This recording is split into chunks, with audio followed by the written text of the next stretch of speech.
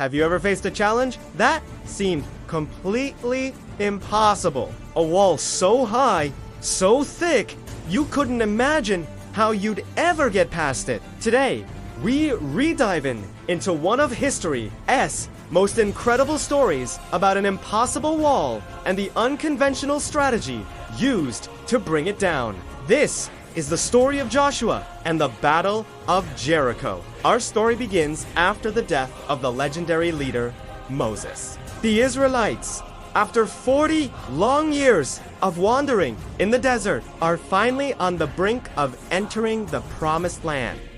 But there's a huge obstacle in their way: the formidable city of Jericho. This wasn't just any city. Jericho was one of the oldest and most fortified cities in the world. Imagine massive double walls, so thick that people could build houses on top of them. It was a fortress that screamed, "Keep out." The new leader of the Israelites is a man named Joshua. He was Moses' right-hand man, a warrior who had proven his courage and faith time and again. But now, the weight of a nation rests on his shoulders. He looks at Jericho, and he knows a direct assault would be a disaster, costing countless lives. So, what does he do? He turns to God for a plan. And the plan he receives is, well, it's unlike any military strategy you've ever heard of. Before the main event, Joshua sends 2 spies into Jericho to scout the city. This is a classic military move. But what happens next is anything but. The spies find refuge in the house of a woman named Rahab.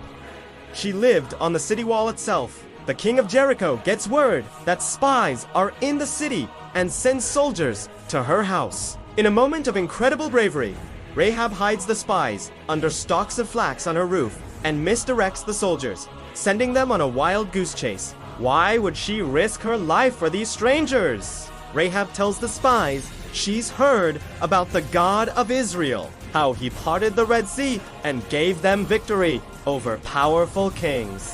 She believed their God was the true God of heaven and earth. She makes a deal with the spies. If she helps them escape, they must promise to spare her and her family when the city is taken. They agree, telling her to hang a scarlet cord from her window so the Israelite army will know which house to protect. The spies escape, climbing down a rope from a window, and return to Joshua with a crucial report. The people of Jericho are terrified. Their morale is already broken. This small act of faith from one woman inside the walls sets the stage for everything that's about to happen. Now, back to Joshua and that strange battle plan. God's instructions are very specific. For 6 days, the entire Israelite army is to march around the city of Jericho once a day. They are to be led by 7 priests carrying 7 trumpets made of ram's horns, followed by the Ark of the Covenant, which represented God's presence. And here's the weirdest part. They must do it in complete silence. No battle cries, no taunts, no talking at all. Only the sound of the priests' trumpets would break the eerie quiet. Can you imagine what the people of Jericho must have been thinking? Day 1, this massive army appears, circles their city silently with trumpets blaring, and then just leaves. Day 2, same thing. Day 3, Day 4, Day 5, Day 6. It must have been a form of psychological warfare. Confusion, ridicule, and a growing sense of dread must have filled the city. They're watching this bizarre, silent parade, and they have no idea what to expect. What kind of army does this? It defies all logic.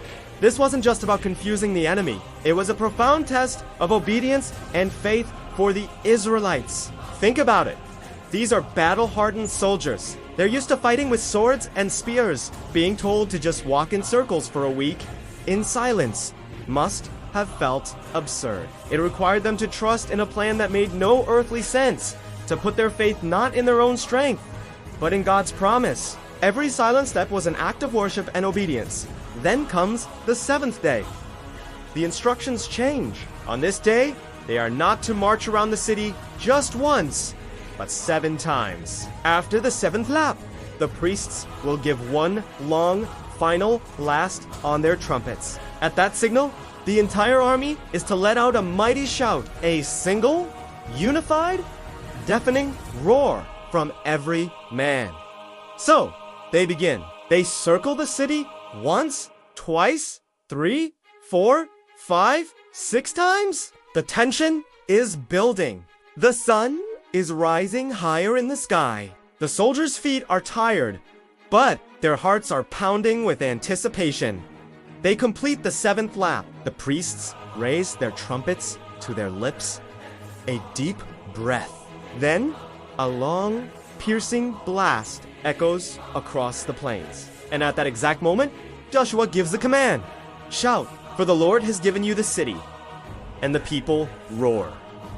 It's not just a battle cry. It's a release of a week's worth of pent-up energy, faith, and expectation. And then, the impossible happens. The Bible says that at the sound of the shout, the massive walls of Jericho just collapsed.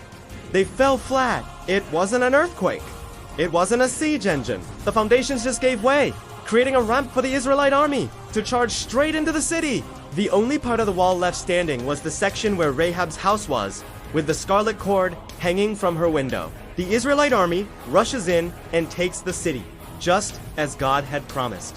And true to their word, they find Rahab's house and bring her and her entire family to safety. She became a part of the Israelite nation, and her story of faith is remembered for generations. In fact, she est even listed in the New Testament in the Hall of Faith in the book of Hebrews, and she's an ancestor in the lineage of Jesus Christ himself. A remarkable legacy for a woman who took a great risk for her faith. So, what can we take away from this incredible story? It's a powerful lesson about faith and obedience. Sometimes, the path to our breakthrough doesn't look like we expect. It might look strange, illogical, or even foolish to the outside world, like marching silently around a city for a week. The story of Jericho teaches us that God's ways are not our ways. His strategies are often beyond our understanding. The victory wasn't won by military might, but by radical trust in a divine plan. It's also a story about the power of unity and collective action. Imagine the sound of that final shout, an entire nation acting as one, releasing their faith in a single moment. When people come together in unified purpose, incredible things can happen. And finally, it's a reminder that no wall, no obstacle is too big when you have faith. Whether it's a challenge in your career, a struggle in your personal life, or a mountain of doubt in your own mind, the story of Jericho encourages us to look beyond our own strength and to trust that a way will be made even when it seems impossible. The walls might not crumble, literally, but the barriers in our lives can be overcome in ways we never imagined. What do you think? What walls of Jericho are you facing in your own life? Let me know in the comments below. It's a fascinating story with so many layers to unpack. Thanks so much for watching. And if you enjoyed this journey back in time, don't forget to like this video and subscribe for more stories that challenge and inspire. See you next time.